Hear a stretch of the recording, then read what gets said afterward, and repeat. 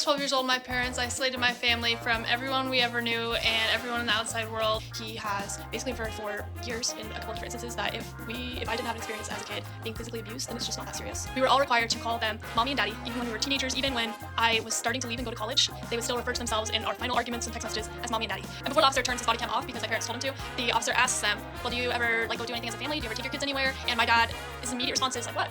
Where would we take them? What do you mean? Okay, so let me tell y'all what we're here to talk about today. But I'm gonna tell y'all this right now. We probably could end up talking about this again. And I say that because as a general rule of thumb, I never intend on doing any follow-ups to the foolishness we talk about on here.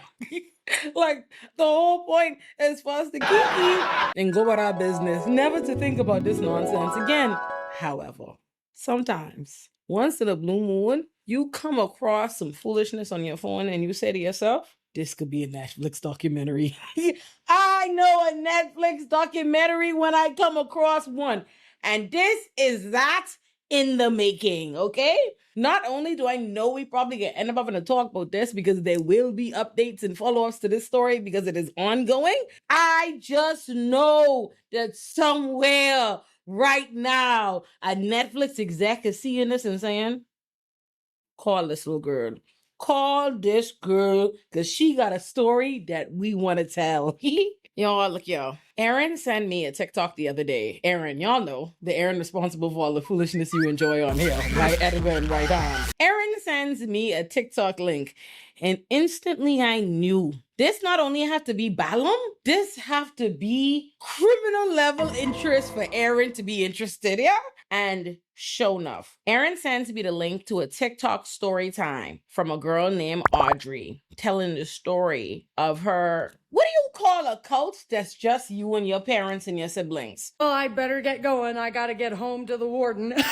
Because that's what it is, right? Like, what do we call the actual phenomenon of parents birthing children just so they could imprison them? Just, you know what I mean? That's a cult, no? Like what Audrey is going to describe feels like a cult, a cult and indoctrination and whatever. Like, but it's her, oh Lord, it's her parents doing it. Audrey basically started off the story by saying, this is part one of the story about how I escaped my parents who kept me and my 10 siblings locked in the house and locked away from the outside world. Like, not just school, no friends, no family, no nothing.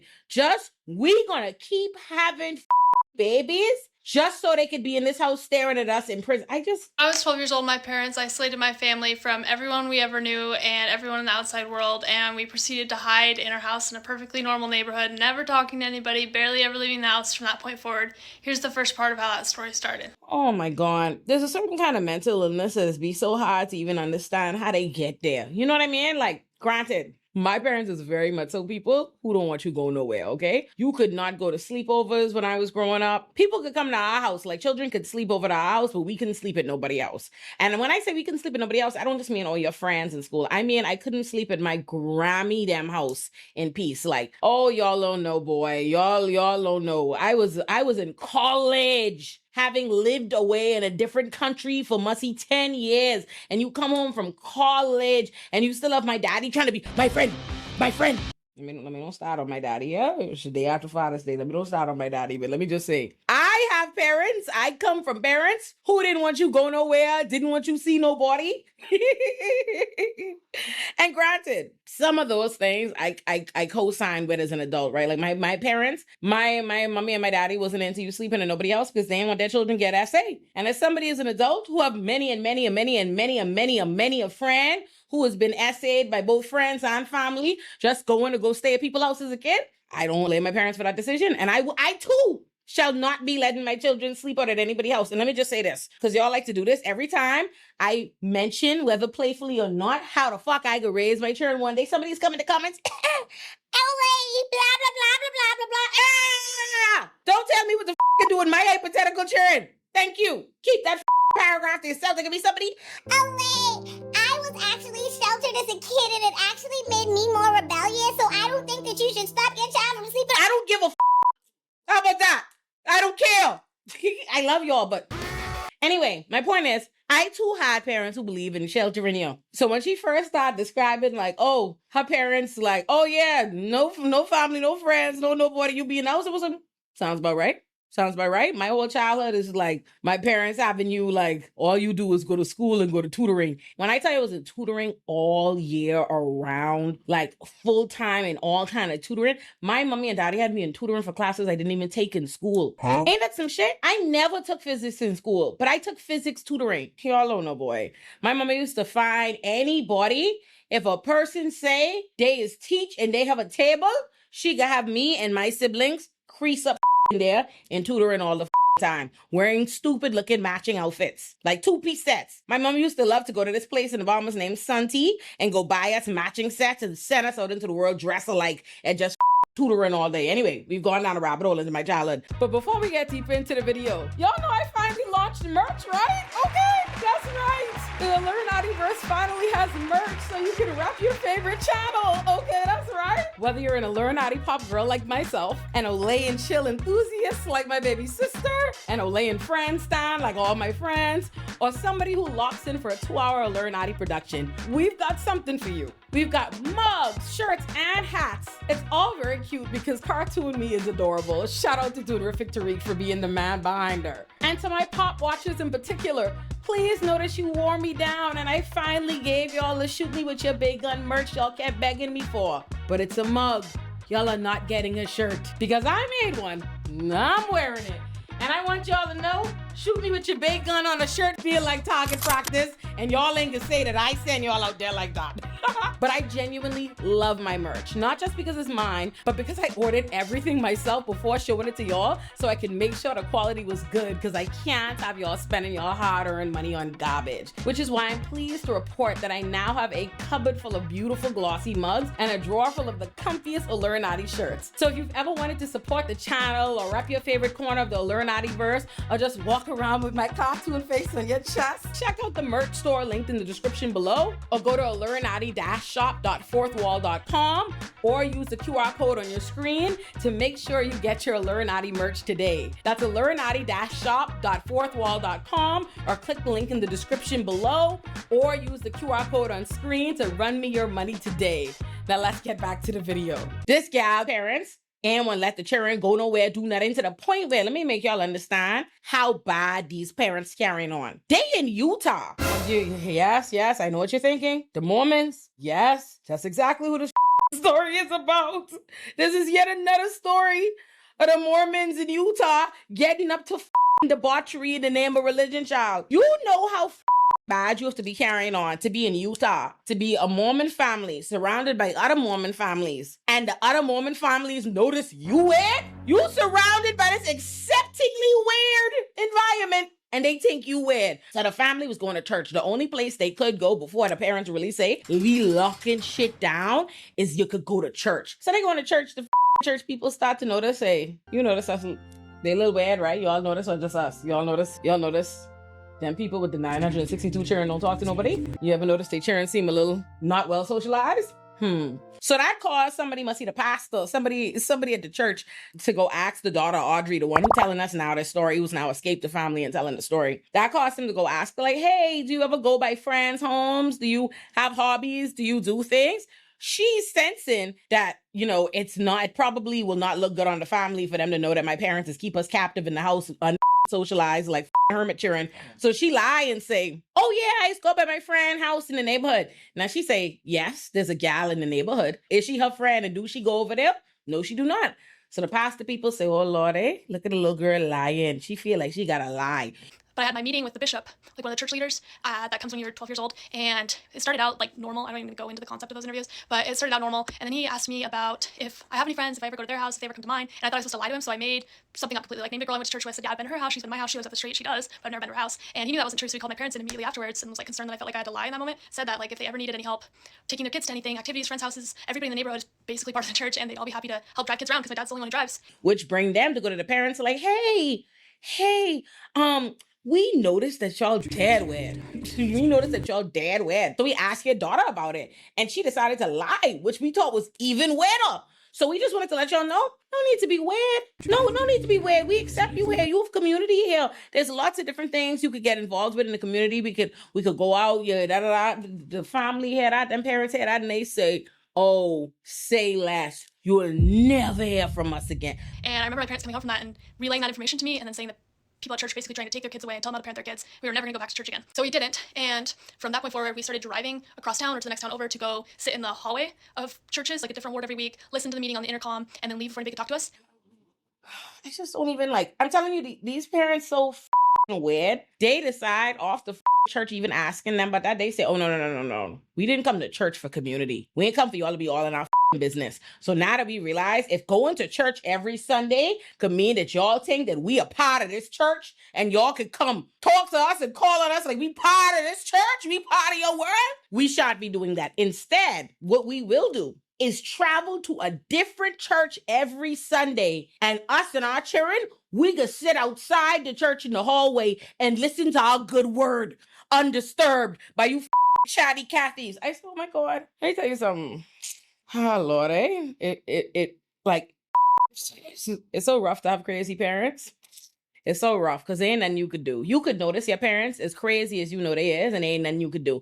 And worse than noticing that your parents crazy or that your parents doing something wrong or your parents abusive or harmful in any kind of way is it doesn't matter what is wrong with your parents. There's an entire ecosystem around them ready to validate and justify it. Like the gag is, right, in this scenario, the parents completely cut off the rest of their family. They so beyond the pale, and they don't want to risk anybody from the outside world being able to point out to their children that their parents are abnormal, that they shouldn't their life shouldn't be controlled, that there's a world outside of this house. They've cut off everybody in their family except for the mommy daddy, because he's the only ass apparently who co-signing this. But interesting part about family that I'm sure any and everybody who's ever had toxic family, or especially toxic parents in any way, could tell you is that they will always defend it. They will always defend it. Somebody in the family, if not the vast majority of the family, somebody will work over tooth and nail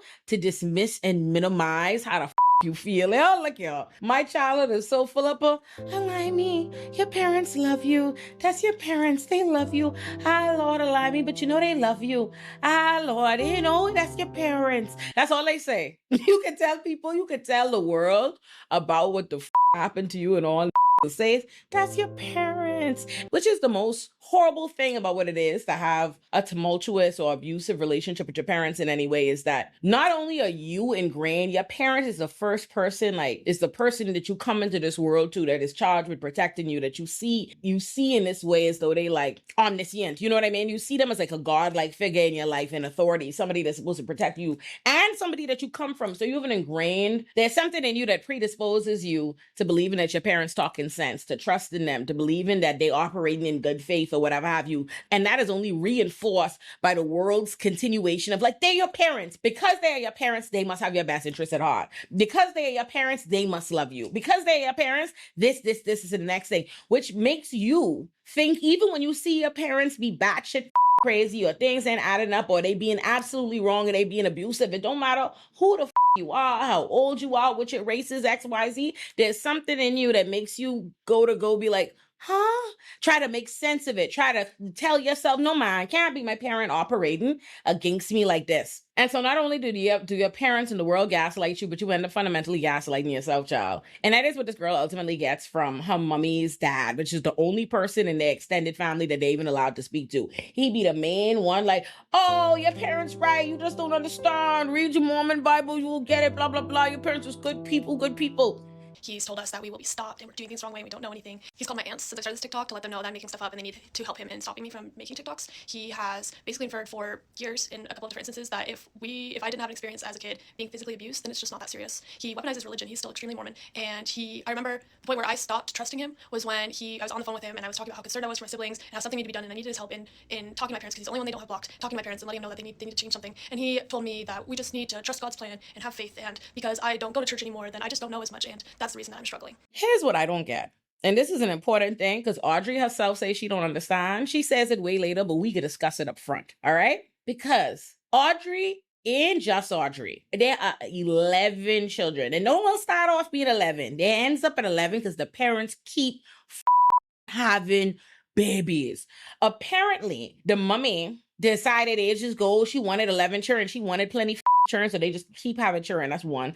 But two, Audrey, the daughter, who was their first child, says that it seemed very clear to her and them growing up that their mummy only has interest in babies. The only time she likes the children or she's interested in being a mother, what that means, is to babies. So she keeps having children so she can have that baby experience again. And not only is this nut bitch having 90 children so that she could play mommy to babies, she then, as the children get older, because they get older, they don't stay babies, she still want them to act like babies. Call me mommy and daddy. You want me anything but mommy and daddy and triple. I want y'all to gather around. They big 20 years old. She like gather around and hear little children's stories. She reading them children's bedtime stories. Like, it seemed like my mom only wanted to be a mom to babies. And she had fascination with babies. Baby was always her favorite. And the rest of us were kind of fending for ourselves almost. And it seemed also like she never wanted any of us to be anything but babies and little children. We were all required to call them mommy and daddy, even when we were teenagers, even when I was starting to leave and go to college. They would still refer to themselves in our final arguments and text messages as mommy and daddy. And my mom would get mad at me that as a teenager I didn't want to play with Barbies anymore. And even up until my last Christmas there when I was 19, I would unwrap Barbies on Christmas or dolls, or my last gift from her was a doll. And she just never accepted that that was something that I'd outgrown. And I wasn't a little girl anymore. We were only allowed to watch kids' movies and kids' TV shows. We weren't allowed to watch Disney Channel though, because the characters on Disney Channel shows are disrespectful to their parents. And the only thing we really did with my mom, like all together, that I remember is we'd all gather for story time every day for my mom to read out loud children's books to all of us. Even as we were teenagers, nearly adults, we'd all sit and listen to her read children's books. What's so crazy about people being this crazy is that they find each other. Because like it ain't like the mummy just crazy by herself or the daddy just crazy by himself. They crazy together. Two people have to unite.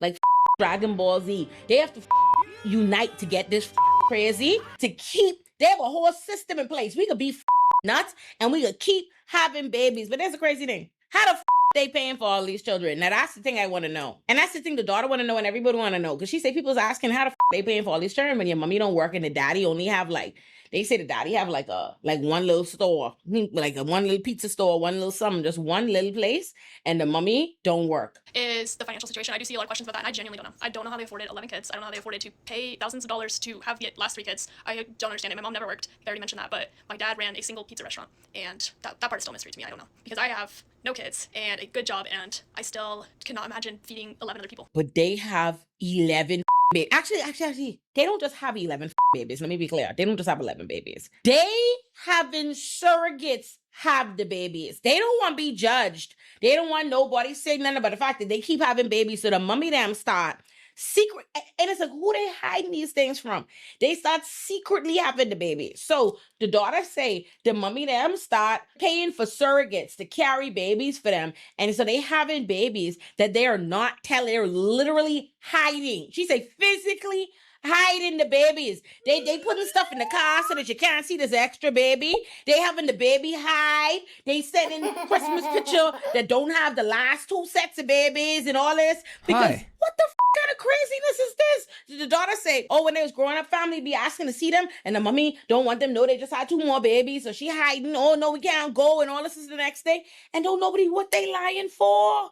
So that all changed when my aunt, who my mom was still kind of talking to, started to get really concerned about some of the things my mom was saying and called a welfare check. And for years, people had made CPS calls, and we had no idea because no one ever came and checked. But the welfare check, they sent officers to our door. I was 18 years old. We had a 2 or 3 month old baby in the house that nobody knew about, and they came to the door, and I could tell that in a whole other separate story. My aunt requesting the body cam footage after the fact is how they found out that there was a baby there, and they started talking about it, and they asked my mom's dad, like, whose baby is this? My parents tried to claim that they were babysitting the neighbor's kid and defended that with their lives, that that was not their baby, it was the neighbor's baby. And nobody was buying it because everybody knew at that point there was absolutely no way we would even talk to the neighbors, much less have their baby in our house, and they eventually caved and told them about it. And to this day, the neighbors know there are younger children in there and that they kept having kids, but they don't know how many kids there are. One set of my grandparents met the twins one time when they were little, and since then, nobody has ever seen these younger 3. Sometimes, I hate to be a conspiracy theory and bitch around here, right? But like every single time I watch a documentary or anything crazy about some people in Utah, every single time, specifically Utah, every single time I watch a documentary or something about some crazy people doing some crazy shit in private with their family, there always seems to be a larger structure involved, right? Like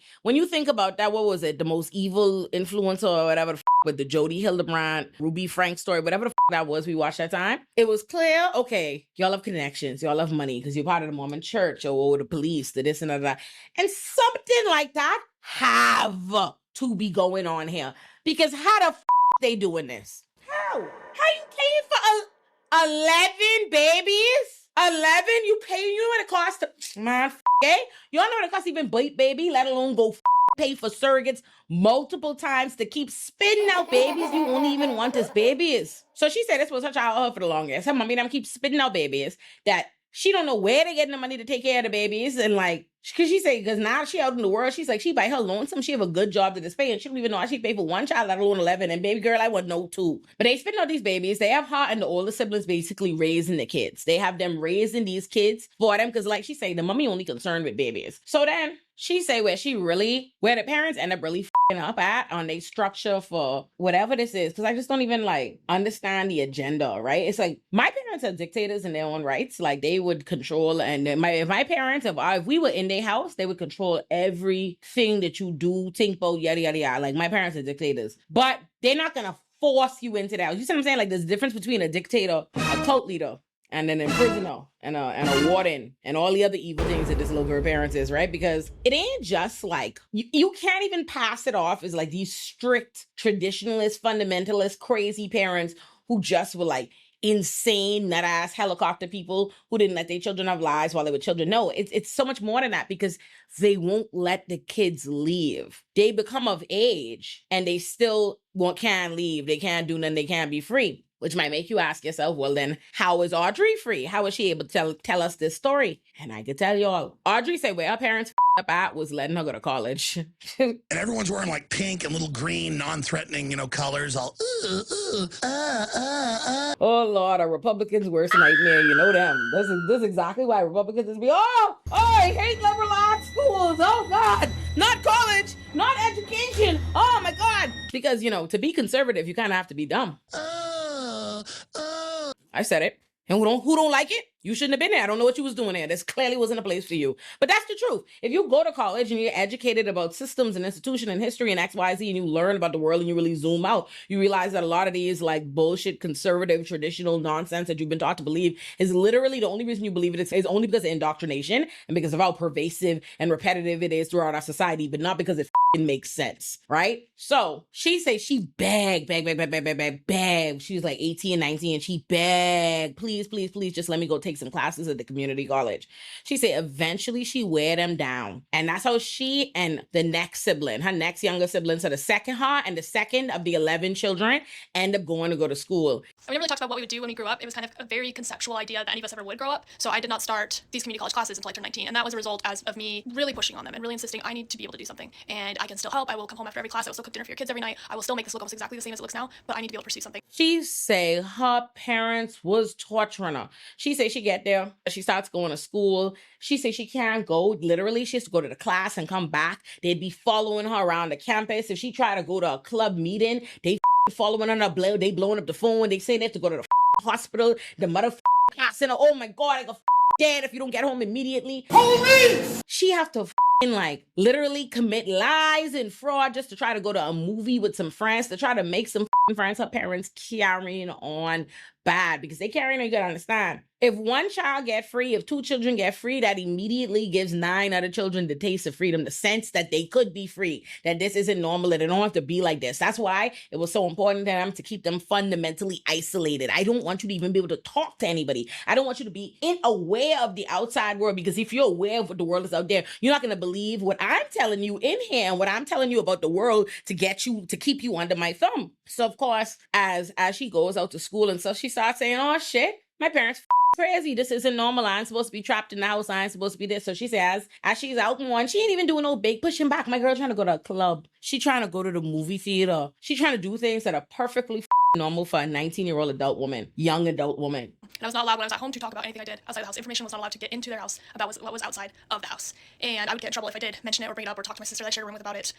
They did not like that. And it all went downhill fairly quickly from there, because I took that first taste of freedom and ran with it. And the very first week, I remember having to call my mom to ask her if I could go bowling with these girls I had met, these classmates I had, and her freaking out about asking about who they were, needing basically like all the background information on why we would be bowling and how this would be an unsafe activity. Her parents carrying on bad. They following her. They doing this. They calling up the job, the school. They trying to cause all kind of problems. she say so much so that by time goes on, she finally is like, you know what? This ain't starting to add up. Like, this is torture. This ain't making sense. And then she said it was the global pandemic, COVID, that pushed her to getting out their house, because she say when she first heard about the lockdown and she thought about she had just started to get a little bit of freedom, like outside this house, not freedom, but peace, you know, because like it ain't true freedom because these people are harassing her and she got to lie and they following her and they doing all kind of nut shit. But she say she knew that if they got her back in that house full time, there's a lockdown, she ain't got no school, no peace, no way to get out the house. She knows she'd never get back out again. And she say that for her was like, no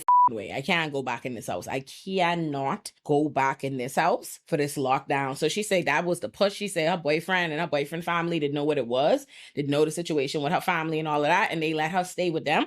After the parents, basically, they tell her, if you don't come home, if you don't this, if you don't whatever, we can kick you out, don't come back here, blah, blah, blah, blah, blah. My girl gone by her boyfriend family, which her crazy ass family, she said they set up a whole plot to get her to come to the house. So when she going to go get her stuff off the porch and they throw outside, they follow her back to the boyfriend family house. Then they contacting the boyfriend family to tell the boyfriend family, oh, she is lied. Oh, you shouldn't be helping her. You shouldn't be sheltering her. She's a problem. She's a this, she's a that. And one night my parents said that they would put a couple of my things out on the porch for me. And so I drove there after work. It had to be after dark so that nobody would see, and went to go grab these things off their porch, and then went back to my boyfriend at the time's family's house. And then immediately upon arriving at their house, I'm walking inside and I get a text message, and it's a picture of my car parked out front, and they had putting things on the porch had been a trap to follow me to see where I was staying. And once my parents knew where I was staying and who I was staying with, they would text me things like how they were going to call the police and tell them I wanted to hurt myself so that the police would come to the door. They were going to come and dump various articles of my belongings on the front lawn of this house to embarrass me. And they even went as far as finding my ex's parents. Well, he was my boyfriend at the time, but my ex's parents were both teachers. They found their email addresses on the school websites, emailed them, and arranged a meeting in a parking lot. And this meeting was trying to convince his parents that I was lying to his parents and that they shouldn't be housing me and I needed to leave their house because I was lying to them and making things up. Unfortunately, this was a really great family and I was so lucky to have them because they came home from that and told me that I could stay with them as long as I needed while I was figuring something else out, and there's no reason I ever needed to return to my parents. She ended up not talking to the parents at all no more. But when you look, of course, she feel dead bad because she and the second sibling make it out. So they make it out, they in school, they living together, they supporting each other. But they still have 9 siblings locked in this house. And not only are the 9 siblings still there, now matters is worse because remember, her parents had already carried on bad, but now because they gave them the little shred of freedom of, oh, let me let y'all go to college, let me let y'all be on social media, let me even let y'all watch a YouTube video too. They think that that's the reason, like, oh, we weren't able to control these children, giving them any sense of freedom. You know, Darby's a free elf when you get that sock. That caused them to go break away, so we'll never let it again. So now they extra locked down on the other children. All her siblings are not little kids anymore. Some of them are 20, some are 22, some are whatever. Some of them are legal adults. But the reality is they have been kept. They are literally being essentially kept hostage by these parents all their life. They have no connection or relationship with the outside world at all. At all. No friends, no nothing. She started checking with the neighbors. The neighbors have not seen them leave the house in 6 years. From she leave at the top of the pandemic, 2020, them siblings have not, the neighbors ain't even seeing them. They not letting them get not a taste of the outside world. So even if the children, or they older, whatever it is, they might want to leave them. And they don't have no idea what the difference is between what's true and what's not. But the parents tell them about the world that's scary. I tell you, people already have an innate belief that their parents is who looking out for them. That's who keep them safe, especially if that's all they ever know. There's so much different dynamics at play, preventing those children, whether they be adults or not, from simply walking out the door. But of course, she loves her siblings and she feels guilty. Like she and her sibling feel guilty that their 9 siblings were left there, which was something that the parents tried to play on her. Like when she first started to leave, they're like, oh, you abandoned your siblings, you're this, you're blah, blah, blah, which in and of itself should tell you how crazy the parents is, because it shouldn't be abandonment for this 20-some-year-old gal to move out of her parents' house or to go to school or to go live with her boyfriend, abandon her siblings. Like what kind of war zone you have the siblings living in that the older sister leaving should be made to feel like she leave them for dead. She leave them for dead. So of course she spent all this time trying to figure out. She said at some point, a couple of her siblings had been like messaging her and figured out a way to like sneak message her on social media, and they'd be talking for a second until the parents catch them. And then she said she never hear from them no more. Till after some odd years, she keeps trying to find ways to get in touch with them. She says she just write them letters. She send them letters that she knows that the parents ain't giving to them. She's even seeing body cam footage of the parents coming and bringing the letters to the police station, asking for order of protection. But she keep trying to contact her siblings. Her boyfriend help her do a whole thing where they going to the house, trying to get in touch with the kids, trying to check. They was going around to the neighbors concerned too, trying to figure out if anybody's seeing the children. They eventually get the police to do a welfare check. But you don't know the police ain't good for nothing. So they ain't do shit. We know that. We know that. She said the police was even talking a good game to her, like they was gonna do something like, hey, we don't want to end up seeing our police department on a documentary. We don't want to end up this being bad press, because they know, man. So at this point, these Utah police got to be used to looking bad on TV, because look at the shit that is be going on. I spent the next few months trying to get authorities involved. I spoke with a detective for an hour and a half, 2 hours, sat down for an interview, and told them everything. Had that detective tell me that they wanted to hear it all because they didn't want their department to end up on a documentary someday, like the Turpins, like the Frankies. They didn't want that. And so I thought it was going to go somewhere. I thought we were going to be able to find something to catch them in this, but it didn't go anywhere. But she say, even though they tell her all that talk, all this promising this, promising that, ain't shit happen. The most progress she got is after like 6 years. So boom, when they go there, when she and the boyfriend go to the house and they try, like, they come with like birthday gifts for the kids, they throwing letters and stuff in the backyard to hope the kids could get it, while it was making a distraction at the front door, because like her parents don't open the door for people. They leave a sign on the door. I need y'all to understand what level of these nut-ass people have all their children locked up in this house and they don't interact with the outside world. So she know that they ain't coming to the front door, but she say she go to the front door and she banging and she making all the scene and da-da-da-da-da to bring the parents out there, while her boyfriend be in the backyard trying to get the kids' attention with all these letters and stuff she throwing for them. That ended up turning into this whole incident where when you look, her parents gone and get like press charges, like, oh, this is criminal trespassing. He had an order of protection against her for several years. Like, she can't come nowhere near this property. So she didn't come near the property. She continued trying to find creative ways to reach out to her siblings. But what she did do was, once the order of protection was finished, her and her boyfriend come up with another scheme to how they could get by the house. And that's when she realized the mommy them did install a basketball court or something in the front yard. Like, after late at night, they was finally being allowed, like, the kids could come out late at night when no one's around. Like, you get that? They're not allowed. The parents don't even want them to be seen. Not interact with the rest of the world. The parents don't even want other people to lay eyes on them. So they have to sneak out the house like demons in the night, sneak out to go play basketball in the front yard. And that was the only thing that gave the sister and her boyfriend an opportunity to come talk to them. And she said it was so, like, I almost gonna cry for her mom, and she was telling the story, but her siblings was happy to see her. They were still scared that the mommy could catch them, because at this point, the crazy ass mommy and daddy done put a security system out. Like, the sister who got away is enemy number one at that house. They have a security system out. They on the high alert looking for her. So then she said her siblings was dead scared, but they gave her hugs. They were so happy to see her. Waited out, and they do come out after dark. And it's 6 of my siblings. It's the youngest 3 and my 23-year-old sister still inside, but the middle 6 come out and they start playing basketball. And I come around the corner and I get to see them. I hug all of them. They're not afraid of me. They're afraid of getting caught with me. They're looking over their shoulders. They're checking the time. They're looking at the cameras, and they stand there and we get to connect briefly. And I don't want to share too much of that story, because I don't know how much of it they've been interrogated on. I don't know how much of it they've had to tell our parents about, so I don't want to expose them in that way. But it was so special, and it solidified to me that they don't want to not contact me. They're afraid of what will happen if they do, because they're so afraid the whole time that they're gonna get caught. But they were so curious about me and what I've been up to and what I'm doing, and I got to talk to them about what they're doing and their hobbies, and it was just surreal. And she said right when she was gonna leave, like she was about to leave without them getting caught, here go the mummy come outside, and she said the mummy look at her like she seen a ghost. Say everybody just, it was none but fear, and the siblings scared, everybody scared and looking at each other before the mummy started screaming like, oh, get off this property before your daddy come home.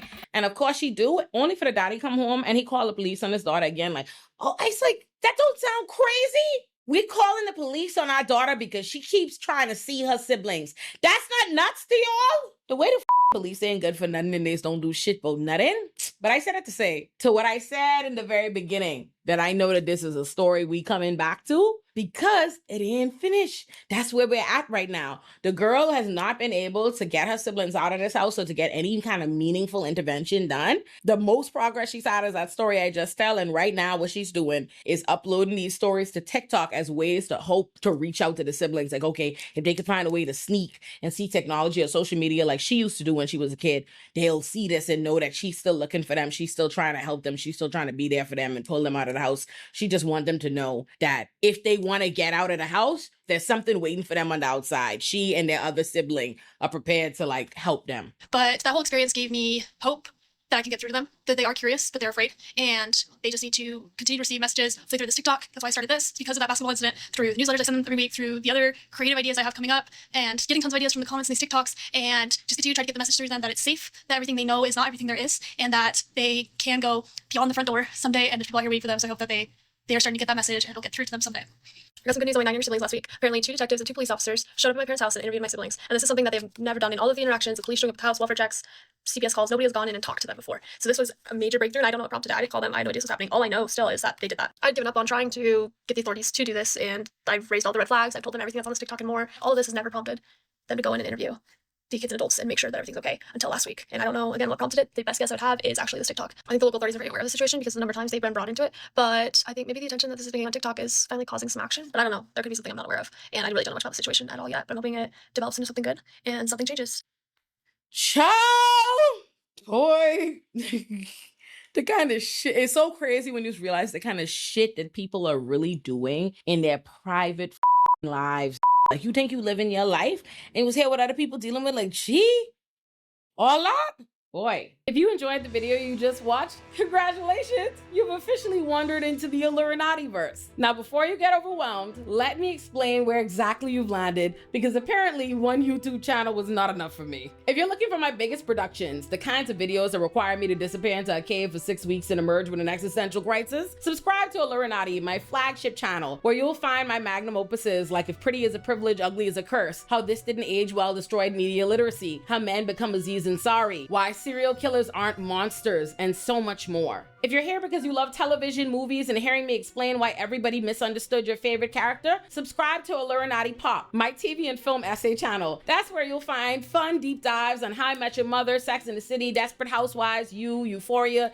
Insecure, Girlfriends, and more. And if you'd like to watch my videos uncensored, get early access, and support the channel directly, just join the Illuminati Pop Patreon. If you are looking for chaos and a good time, subscribe to Olay and Chill, where I unpack reality TV, TikTok drama, documentaries, chaos in internet, and whatever nonsense the internet has cooked up this week. If you'd like to watch me and some of my favorite Black creators and thinkers come together to discuss the culture, subscribe to Olay and Friends. If you're looking for shorter commentary on whatever the internet is currently spiraling about or whatever's on my mind, subscribe to Illuminati Bites. If you want to watch me and my bitch Kenny JD laugh, overshare, talk a little shit, and unpack the messiness of life, love, and the internet, and whatever foolishness we watching, subscribe to Olay and Kenny. If politics is more your thing and where you know me from, subscribe to Illuminati Politics for my State of the Union-like addresses on O Squared. And if music is your thing and you want to hear what I think about the latest albums and what I'm getting into, subscribe to Illuminati Extras. Subscribe to whichever corners of the Illuminati-verse speak to you,